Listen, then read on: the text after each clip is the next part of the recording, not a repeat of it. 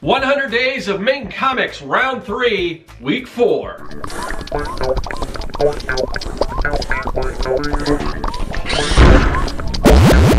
Greetings, people of the internet. I'm Scott with Serkworks Art Labs. Welcome, mad creators, to the underground laboratory where we create robots, aliens, zombies, and other imminent threats to humanity. And those threats, this time, come in the form of werewolves and unicorns, because I am working on the 100 Days of Main Comics Anthology number 2, Werewolves and Unicorns. And if you've been watching this, you know I am not doing a Werewolves and Unicorns story.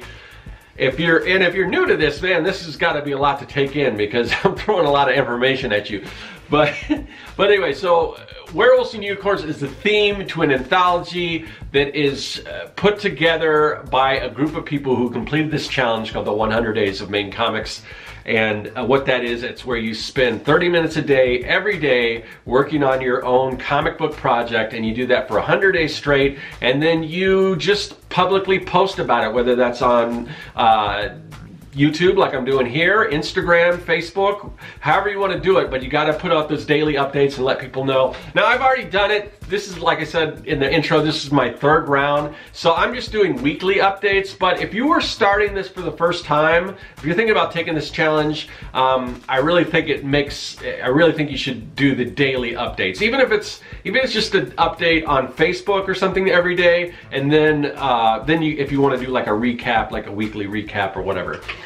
So anyway, that's the challenge. By the way, it was started by Kevin Cross. If you guys aren't familiar with who Kevin is, you definitely need to check out his stuff, because he's doing awesome stuff. And his book is like near completion, and I've been waiting for it for a while, so I'm anxious to get that. I don't know if he's still doing this, but he has a Patreon going on, and if you're like a $5 backer, I think you get that book. Not sure if that drive is still going right now, but whatever the case is, I think you should still check out his Patreon and sign up, because he's doing awesome stuff. But yeah, everyone in this challenge is doing awesome stuff, and that's, you know, I'm just so impressed with what everyone is doing, because this time around, maybe it's just because it's newer, and a lot of those things that we didn't know going into it. And I say I was a small part of the first one. I just did a pin-up, so, and I wasn't one of the organizers or anything, so I kind of say that lightly. The big people involved, the people running the show, Mike Emmerich, Marshall Lee, and Chris McQuinlan. This time around, Gazbot is in there too. There's a lot of people. I'm not exactly sure who's on the list of people who are kind of running the show this time around. But I know Mike Emmerich is always kind of spearheaded the thing, and the cool thing is, big news if you haven't heard, that he is now going to actually be doing a feature in the book, a story in the book. And what it is going to be this time around, it's 4-page stories, no pinups this time, but 4-page stories by a bunch of different awesome creators. And wisely, what Mike Emmerich did when he was setting this thing up is he had some sort of backups or understudies, if you will. So if people had to drop out or whatever. We did have a dropout just recently, which is kind of for a good reason, because that person got a gig doing like a long-term art project. I don't know if it's comics. I assume it's comics. He's a comic book creator. So that's awesome. But because of that, Mike had to step in, and he hasn't been doing artwork for a while because he had a hand injury, and hopefully it's getting better. But I'm excited that he's now actually going to have a piece in the anthology. But just, you know, I do another show called the Artcasters. I do that every week, and lately we've been having people on that are in the anthology, and I want to get more of you guys. If you're doing the anthology project, let me know. Oh, and just to specify, because there is some confusion, it kind of, I understand why that confusion is there, but people are confusing the 100 Days of Making Comics challenge with the anthology. And some people want to know if they can still get in on the anthology, and do you have to keep with the theme. The anthology is all booked up, and in order to be in the anthology, you have to have completed the challenge. But you can, so there was a definite start date to the anthology, the first of the year. But as far as the challenge itself, you can start that at any time. There is no certain start time that you don't have to start at the beginning of the year or whatever. Anytime you're willing, ready, and able to take the challenge, and make sure you're willing, and make sure you've thought it out, because you know it's not an easy thing. But if you decide to take the challenge, just go to the 100 Days of Making Comics Facebook page. Let them know you're interested, and I'm sure they will get you all set up and everything, and get you so you can start posting about it. But yeah, you can start it at any time. The challenge, you can start at any time. And if you complete that challenge, maybe next time another anthology rolls around that you will be eligible to be in that. But that's kind of how it works. But back to Mike. Mike Emirates is in the book, which is super awesome. And like I said, everyone that's doing the challenge, I've been watching all the different updates, the challenge, and who are featured in the anthology.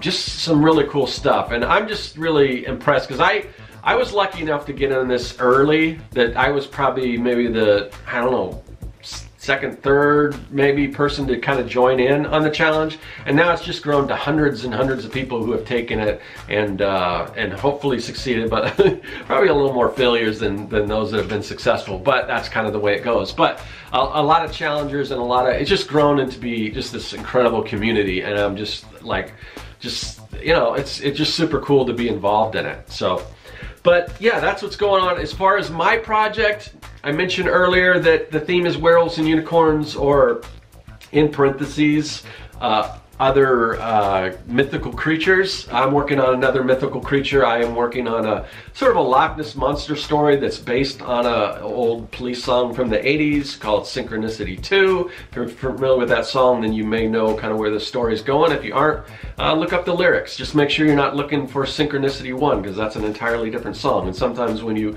search Synchronicity 2, the lyrics that pop up are for Synchronicity 1. So just a warning, because if you read the wrong thing and you're trying to follow what I'm doing, you're like, this doesn't make any sense. But that's what I'm working on. I'm trying to adapt that into a story, and like I said, it sort of features a Loch Ness Monster, and it's sort of these two parallel timelines going on between this family and this Loch Ness Monster, and how they kind of, you know, come together. So anyway, that's what I'm working on, and yeah, there's been some struggles and things, but rather than just roll on and keep talking about it here, let me show you some of the artwork, and I'll talk about it while we work on it.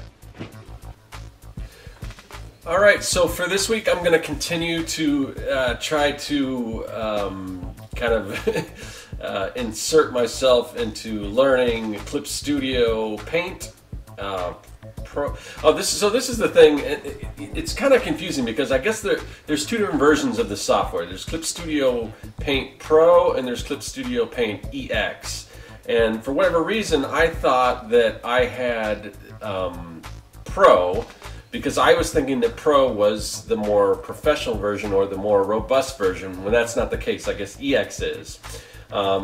And I realized before, when I was trying to learn some of the, you know, when I was going through the tutorials, I guess some of the reasons why I couldn't find what I was looking for, and this is thanks to you guys in the comments for letting me know, but I guess there's some differences between those two. So I may have been watching Clip Studio Pro tutorial, when in fact I needed to look for an EX. So that was part of my problem. So I'll kind of keep an eye out for that in the future. But what I'm doing right now is I took a lot of my sketches that I did, and I did most of those early sketches in Photoshop, and I just kind of exported each one of them individually, the sketches that I did like, as PNGs.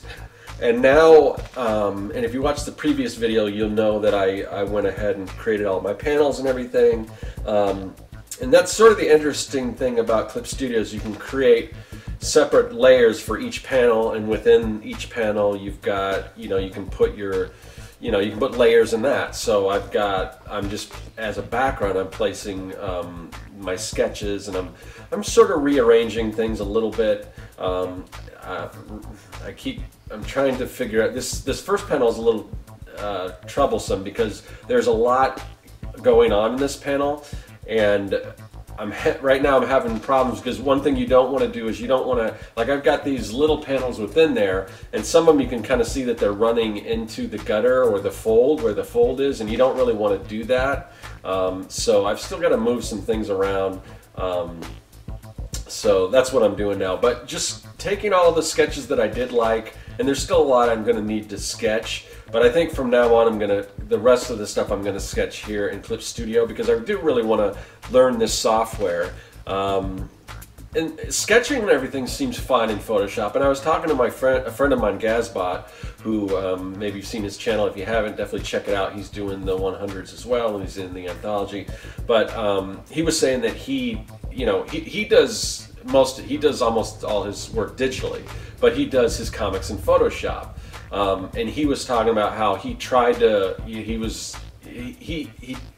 I think he said he spent like a month, like with Clip Studio Pro, trying to learn it, and eventually he just went back to Photoshop, just because when you're used to doing something a certain way, it's kind of hard to transition. Now for me, because I'm used to doing the majority of my comic books traditionally,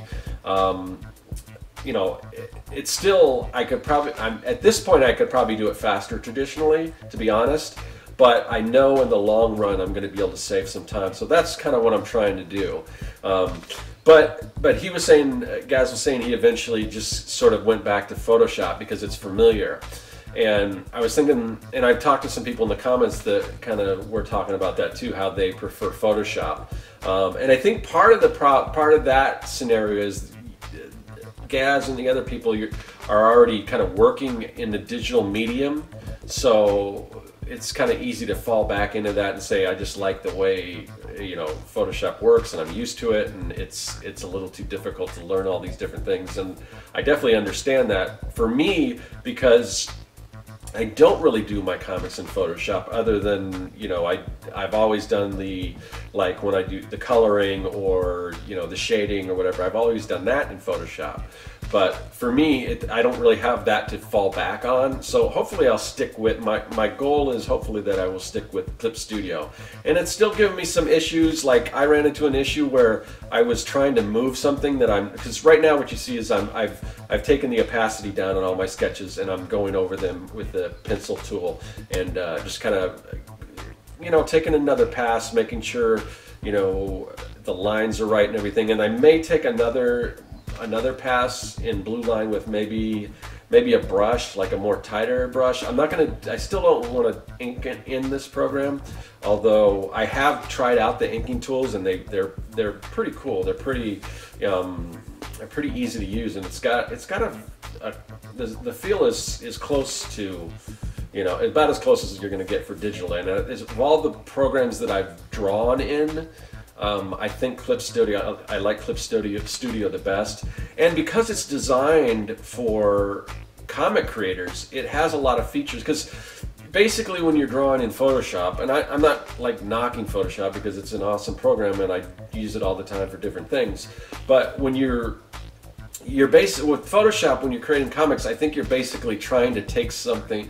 It seems like you're trying to take a square peg and put it in a round hole a lot of times, or you're trying to do things that it wasn't meant to do. Whereas I think Clip Studio, from the ground up, it was built to be a comic, a program for making comics. So the fact that you can create these individual layers for each panels, and just the panel border tool, which I had some problems with sometimes. When I'm changing the size of some panels, other panels seem like they got attached to it. And I know you people with Clip Studio probably know how to avoid this and everything. But yeah, I had that problem, and I had another problem where I was trying to make a selection with a tool that looked like the directs, or that kind of freeform selection tool in Photoshop, and it wouldn't select it. So I got to look into that a little more, and a lot of it's research and everything. But so far I'm kind of happy with what I'm doing, and anytime I hit a big stumbling block, I'll just try to find a video or ask a friend on, hey, what am I doing wrong here? And hopefully by doing that and just playing with it, I'm going to get more of a hang of this program. But so far, that's kind of where I am, penciling, and hopefully they'll get a little tighter. But yeah, so I'm pretty happy with the progress so far. All right, so there we are. That's where we happen to be in the challenge, and I'm pretty happy with the progress. I'd like to be a little further along maybe, but I think I'm making good time. But I look at all the other people doing the challenge, and like some of the people are just like, man, I can't believe you're that far already. So not that I don't think I'm that far behind, but yeah, but I'm just really impressed by everyone that's taken the challenge, or that's in the anthology and the challenge. I don't know if you necessarily have to. That's a good question. If you're in the anthology, I don't know that you necessarily have to take the challenge again. I'm not sure if that's part of it. If you've already taken the challenge, you may be able to just do your work and then hand it in. I don't know. But I'm taking the challenge again for a third time and working on the anthology project. So yeah, it's fun, it's cool, and yeah, hopefully, you know, I'm hoping this next week coming up, I'm gonna make a lot more progress as far as getting those pencils done and everything, because yeah, that's the exciting part. Right now, I'm sort of just still playing, doing some penciling, but still kind of getting it all put together. So, but anyway, that's where I am. I guess I will catch you guys next week. I might catch you before with some other videos, but as far as the updates to the anthology and the 100 Days of Making Comics, that's it for this week. I'll see you guys later. That is all. Hey, thanks for watching. If you like what you saw and you want to see more, hit that subscribe button. Also, you can follow me at Serkworks on social media. Do you like making comics? Then go to Serkworks.com and pick up the Comic Maker Starter Kit. It's packed full of fonts, brushes, templates, and more. And best of all, it's totally free.